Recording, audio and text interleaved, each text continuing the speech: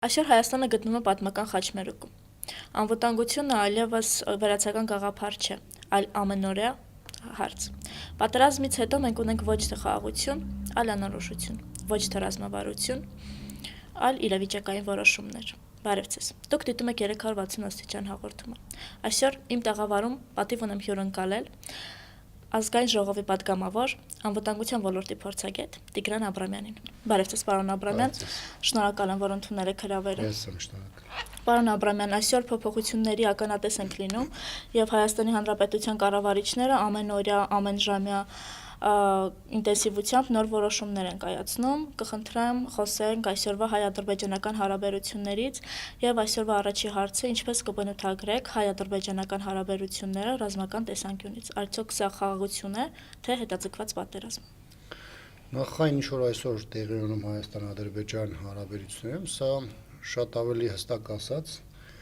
Թուրքիայի եւ Ադրբեջանի կամքի արտահայտումն է, որը իր դրսևորումները ստանում է փաստաթղթային կամ հայտարարությունների ձևով։ Մենք ունենք իրավիճակ, երբ 44-օրյա պատերազմին հաջորդած ժամանակահատվածում Ադրբեջանը մի կողմից առաջ է մղել իր շանտաժի եւ ճնշումների քաղաքականությունը, Հայաստանի իշխանությունը տեղի է տվել այդ մոտեցումներին կամ գործելավոճին եւ Հայաստան-Ադրբեջան այդ թվացial կամ ներկայացված փաթեթավորված խաղաղությունը իրականում ադրբեջանական եւ թուրքական շահերի իրացումն է, որում Հայաստանի Հանրապետությունը չունի սուբյեկտիվ կարգավիճակ, որտեղ Հայաստանի Հանրապետությունը կախված է թուրքական եւ ադրբեջանական կմահաճույքներից եւ որտեղ Հայաստանի իշխանությունը նույնիսկ իրեն վերաբերող հարցերում ունի շատ փոքր մանյովրելու հնարավորություն։ Շնորհակալ եմ։ Այսօր Հայաստանի բանակի գլխավոր հարցը ըստ ձեզ ո՞րն է։ Դա տեխնիկայի պակասն է, կառավարման ճգնաժամն է, թե քաղաքական կամքի նման դրսևորումն է։ Ձեր թվարկած 3 բաղադրիչները կարելի է բերել ամբողջացնել, որովհետև դրանք իրար հետ փոխկապակցված են եւ 3-ը եւ այդպիսին եւս մեծ թվով այլ բնութագրիչներ ամբողջացնում են այն իրավիճակը, որը արկա է անվտանգության համակարգում, բայց եթե շատ ավելի կարճ ձևակերպեմ, այսօր մեր անվտանգության հիմնական սպառնալիքը դա Հայաստանում արկա գործող իշխանության գոյությունն է, որը իր քաղաքական կամքի բացակայության, շատ դեպքերում նպատակային մոտեցումների եւ իր կողմից վարվող, այսպես ասած, անկանոն քաղաքականության հետևանքով բերել եւ հանգեցրել է բավականին ծանր հետևանքների։ Երկար կարելի է խոսել, թե այս ուղղությամբ ինչ անելիքներ ունի Հայաստանի Հանրապետությունը, որոնք են հրատապություն ենթադրող ուղղությունները, բայց երբ որ միշտ գիտես, որ կա մի իշխանություն, որը ցանկությունների կամքի առումով լրիվ գտնվում է այլ հարթությունում, բնականաբար այդ բոլոր հայտարարությունները կամ քաղաքական նույնիսկ քննարկումները դառնում են անմիջապես անօգուտ։ Եվ այս պարագայում հիմնական առաջնահերթությունն է, եթե մի կողմ դնենք այս իշխանությունը եւ նայենք դասական նորմալ պետության տեսանկյունից, գլխավոր խնդիրը ձևակերպումն է, թե պետությունը ինչ խնդիր ունի իր անվտանգությունը ապահովման տեսանկյունից։ Ինչպիսի անվտանգության միջավայր է մեր շուրջ։ Երկրի ներսում սկսած ներհասարակական հարաբերություններից, ժողովրդագրական վիճակից եւ իրականում քաղաքական կամքից ինչ իրադրություն է ձևակերպել այս ստեղծված պայմաններում եւ իրողությունների պայմաններում, որոնք են առաջնահերթությունները եւ դրա շուրջ, այսպես ասած, ձևակերպել սկզբունքները եւ հրատապություն պահանջող խնդիրները։ Սա այսօր կարծես թե կորցրել է իր ակտուալությունը, որովհետեւ օրվա իշխանությունը առաջնորդվում է ըստ իրավիճակի դրսից կամ երրորդ երկրից եկող ազդակներից եւ սրա պայմաններում փորձել գտնել պետական եւ ազգային շահը եւ դա առաջ մղել բավականին, այսպես ասեմ, ցանկությունների դաշտում է բացառապես։ Այնպես որ թեման իրականում բավականին խորքային է, թեման իրականում իր մեջ բազմաթիվ կոմպոնենտներ է պարունակում, բայց այս պայմաններում, այս իշխանության դեպքում ավելին շարժվելու հնարավորություն ես պարզապես չեմ տեսնում։ Շնորհակալ եմ, դուք խոսեցիք այս իշխանությունների վարած քաղաքականությունից, նաև բանակից, եւ հարցը հետեւյալն է, որը նաև բխում է ձեր պատասխանից, երբ պարտությունը ներկայացվում է որպես հաղթանակ կամ խաղաղություն, ինչքանով է այս ամեն ինչը խաթարում բանակի ոգին մարտական եւ ինչ ազդեցություն ունի հասարակության հոգեբանության վրա այս ամեն ինչը։ Առհասարակ շատ ծանր է ապրել մի իրականության մեջ, որտեղ դու պարտված կողմ ես, որտեղ դու ոչ միայն պարտություն ես կրել, ունեցել ես հազարավոր զոհեր, ունեցել ես տարածքային հսկայական կորուստներ, բայց շատ ավելի ծանր է զգացողությունն ու իրականությունը, երբ որ քո երկրի ներսում կա կառավարություն, որը պարտվողականությունը հաղթանակ է համարում, ավելին պարտվողականությունը դարձրել է քարոզչության ուղղություն եւ ըստ այդմ էլ մեր 44-օրյա պատերազմին դրան հաջորդած Հայաստանի դեմ հարձակումների հետևանքները շատ ավելի ծանր են եւ ըստ այդմ էլ դրա հաղթարման ժամանակահատվածները շատ ավելի երկար են լինելու, բայց այստեղ հաղթահարումը կարող է տեղի ունենալ այն պարագայում, երբ որ կա իշխանություն, որը գիտակցում է ոչ միայն ստեղծված իրավիճակը, կարողանում է ախտորոշում իրականացնել արկա իրադրության պայմաններում, այլ նաև ձևակերպում է այն հրատապությունը կամ այն սկզբունքները, որ հնարավորություն է տալիս որոշակի ժամանակային կտրվածքով հաղթահարել եւ դուրս գալ ստեղծված իրավիճակից։ Հիմա մենք ոչ միայն չենք եկել հասել զրոյական կետին, առավելևս մենք հիմա չենք էլ կարող ենք խոսել այն քայլերից, որոնք որոշակի ժամանակային կտրվածքում մեզ հնարավորություն են տալու այդ ոչ միայն բարեհոգեբանական իրավիճակը, այլ մեր ունեցած կորուստների հարցը որոշակիորեն, որոնք որ հնարավոր է հաղթահարել, դուրս գալ զրոյական կետ եւ դրանից առաջ շարժվելով փոխում իրականացնել։ Ցավոք մենք այդ կետին չենք հասել, դրանով իսկ հնարավորություն տալով մեր մշտական ողերի թշնամիներին, Ադրբեջանի դեպքում, Թուրքիայի դեպքում մեծացնել առավելությունը Հայաստանի Հանրապետության նկատմամբ, մեծացնել բալանսի խախտումը տարածաշրջանում եւ դա վերածել քաղաքական խաղաքարտի Հայաստանի նկատմամբ զիջումների նոր օրակարգ ներկայացնելու եւ այդ ամենը մեզանից փոխելու։ Ձեր գնահատմամբ կա արդյոք Ադրբեջանի կողմից նոր էսկալացիայի վտանգ մոտ ապագայում։ Եթե նայենք ռազմական տեսանկյունից, թվում է, որ դա այս պահին այդքան էլ ակտուալ չէ։ Ինչու ակտուալ չէ, որովհետեւ այն պահանջները, որոնք դնում է Ադրբեջանը, մի քիչ այս կողմ, մի քիչ այն կողմ, Հայաստանի իշխանությունը կարծես թե իրացնում է։ Դա առնվազն տեսանել է վերջին 5 տարվա ընթացքում, բայց դա 2018-ին Հայաստանում դեղ ունեցած քաղաքական այդ իրավիճակային փոփոխությունից հետո եղել է ուղեկցող։ 18-20 թվականի ժամանակահատվածում էйֆորիկ տրամադրությունները եւ էմոցիոնալ վիճակը թույլ չեն տվել, որպեսզի շատ ավելի հստակ ուրվագծվեն դրա անկյունակարերը, սակայն 44-օրյա պատերազմը, դրան հաջորդած ժամանակահատվածը այդ ամենը շատ ավելի ակներև են դարձրել։ Հիմա այս իրավիճակում ստեղծված իրադրության պայմաններում, եթե նաեւ հաշվի առնենք, որ 25 թվականը արդեն ավարտվում է, այս իրավիճակը, երբ որ մենք փորձում ենք դիտարկել տարբեր տեսանկյուններից, Թուրքիան եւ Ադրբեջանը Հայաստանին պահում են իրենց ընդհանուր առաջնահերթությունների ուղեցրում եւ փորձում են ստանալ առավելագույնը։ Հիմա, քանի որ նրանք խոչընդոտ առանձնապես չունեն այս ճանապարհին, առնվազն նպատակարարը չէ գնալ ռազմական գործողությունների միջոցով այդ հարցի լուծմանը հազար ու մի խնդիրներ առաջացնելով եւ իմիջային առումով եւ նաեւ իրադրային առումով։ Եվ այս պարագայում մենք մի կողմից արձանագրում ենք, որ առնվազն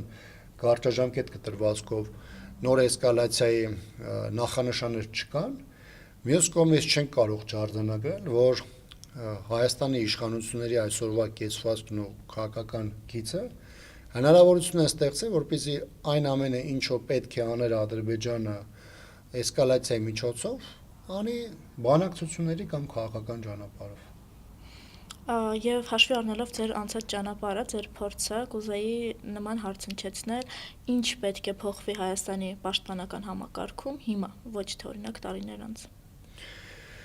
Հայաստանի պաշտպանական ամբողջ համակարգի պետք է իրական բարեփոխում տեղի ունենա։ Տեսեք, այն ինչ որ արվում է եւ ներկայացնում են բարեփոխում, եթե ինչ որ բան փոխում են, դա դեռ չի նշանակում բարեփոխում։ Այսինքն փոփոխությունը ավտոմատ բարեփոխում չես կարող անվանել, այն ինչ որ փորձում է անել հայաստանյան իշխանությունը։ Գլխավոր խնդիրը, ինչի մասին մենք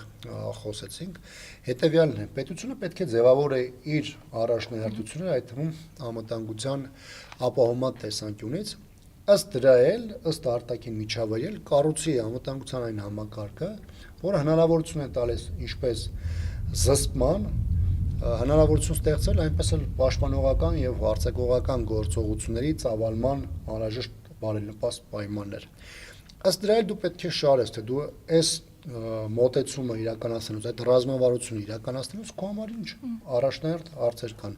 Սպառազինությունը ինչի վրա պետք է կառուցվես, մարդկային ուժի զարգացումը ինչի վրա պետք է շեշտը դնես, ինտելեկտն ու նոր տեխնոլոգիաները որ ուղղությամբ պետք է ուղղես եւ այլն։ Հայաստանի իշխանությունը շարժում է ըստ իրավիճակի։ Այս պահին ընտրական ժամանակահատվածը պետք է պոպուլիզմական լուծումներ, պոպուլիզմը գալիս է մտնում է բանակ։ Մի հատ ինչ-որ փուլում առաջ է գալիս բանակը վարկաբեկելու որևէ անհրաժեշտություն, դրա հաշվին քաղաքական իշխանությանը առաջ մղելու կամ առաջին պլան բերելու համար ծրագրերը գնում են այդ ուղղությամբ։ Այսինքն բանակը այսօր ոչ թե այս իշխանության համար կարևոր օղակ է մեր քաղաքացիների եւ երկրի անվտանգությունը, տարածքային ամբողջականությունը, ինքնիշխանությունը ապահովելու համար, այլ դարձել է գործիք տարբեր ներքաղաքական իրադրային խնդիրներ լուծելու համար եւ բնականաբար այս պայմաններում այդ բանակը ոչ զարգացում կարող է ունենալ, ոչ էլ կարող է հեռանկար ունենալ։ Մեր զինված ուժերում եթե որոշակի աստիճանակարգով ներկայացնեն գլխավոր խնդիրները, բնականաբար սպառազինությունը եւ մարդկային կապիտալի զարգացումը եւ տեխնիկան համապատասխան հագեցվածության հիմքում պետք է դնել կոնկրետ խնդիր։ Այս խնդիրը պետք է ենթադրի ժամանակային տարբեր կտրվածքներ, հրատապություն ենթադրող կարճաժամկետ կտրվածքով խնդիրներ, միջնաժամկետ եւ երկարաժամկետ։ Այս պահին գերիշխանություն ունեն, առավելություն ունեն,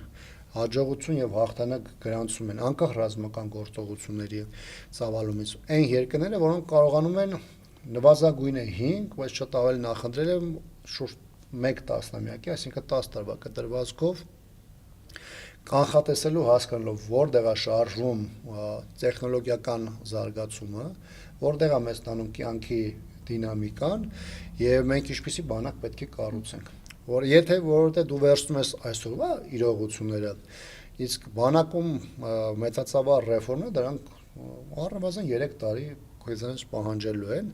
եւ եթե դու միջև շարժում ես այսօրվա իրողություններով գալիս ես հասնում ես այդ 3 տարյա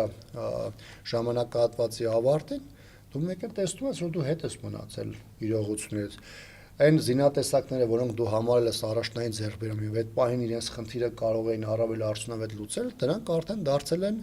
բարոյական առումով մաշվածություն ունեցող զինատեսակներ։ Ես դրա համար եմ ասում, որ կլասիկ առումով պետությունը պետք է կարողանա որոշակի կանխատեսության դաշտ բերել տեխնոլոգիական զարգացումները, ընդհանուր դինամիկան ռեգիոնում եւ աշխարհում եւ դրա հիման վրա արդեն կառուցի եւ սպառազինությունը եւ ամրաշինական առաջնահերթությունները եւ նաեւ ուսումնական process-ը, զինծառայողը ինչ առաջնահերթ պետք է իմանա, մարդ վարելը ինչ ուղղությամբ է գնում մարտավարությունը, ստորաբաժանում ներդաշնակեցումը եւ այլն, այսինքն մեծաթիվ բաներ կան, որոնք պետք է բերես եւ մտցնես այդ երկարաժամկետ դինամիկայի մեջ։ Պարոն Աբրամյան, եթե մեկ բառով պետք լիներ նկարագրել այսօրվա Հայաստանի Հանրապետության անվտանգային ամբողջ համակարգը, ինչպես կնկարագրեիք։ Սա համակարգ է, որը չի ապահովում մեր քաղաքացիների եւ մեր երկրի անվտանգությունը, եթե շատ ավելի կարճ ասեմ։ Շնորհակալ եմ եւ մեր հաղորդման վերջին հարցը, որը մենք պարտավորվում ենք բոլորին տալ, դա թե ինչ է ուզում Հայաստանի Հանրապետությունը տարածքային հաշվի առնելով եւ ով է պաշտպանում Հայաստանի Հանրապետության շահը։ Հայաստանի Հանրապետության շահը այսօր Հայաստանում պաշտպանում են խմբեր, միավորներ, մարդիկ, ովքեր ոչ միայն գիտակցում են իրադրության բարդությունն ու դժվարությունները, տեսնում են մեր գլխին կախված պարանիկները, այլ իրենք որպես ակտիվ քաղաքացիներ, քաղաքական գործիչներ, քաղաքականապես ակտիվ մարդիկ ջանք են գործադրում երկրում մերժելի արատավոր բարքերը հնարավորինս կանխելու, զսպելու եւ հասարակության հնարավոր առողջ հատվածին դիմադրության նախապատրաստելու համար։ Սա սովորական պայմաններում մենք ասենք դա այն պետությունն է, որը կարողանում է այս այն կամ այն խնդիրները կառուցել, բայց Հայաստանում այս իշխանության պայմաններում ցավոք պետության ֆունկցիաները նաև որոշակի օրեն փոխանցվել են այն միավորներին, որոնք այս պահին գոնե կարողանում են ինչ-որ ձևով դիմադրության օջախները պահպանել։ Սա չափազանց ծանր խնդիր է, որովհետև ֆունկցիաները երկրի անվտանգության ապահովման, տարածքային ամբողջականության ապահովման դրանք պետության կողմից եւ պետությունների կողմից ապահովող գործառույթներ են, ինչը փաստացի այսօր Հայաստանի Հանրապետությունում եւ այսօրվա գործող կառավարության պայմաններում չի ապահովում։ Իմ ասած միավորները, իմ ասած մարդիկ, ակտիվ դեմքերը, որոնք ամենատարբեր ճակատներում, հրապարակներում, ամբիոններում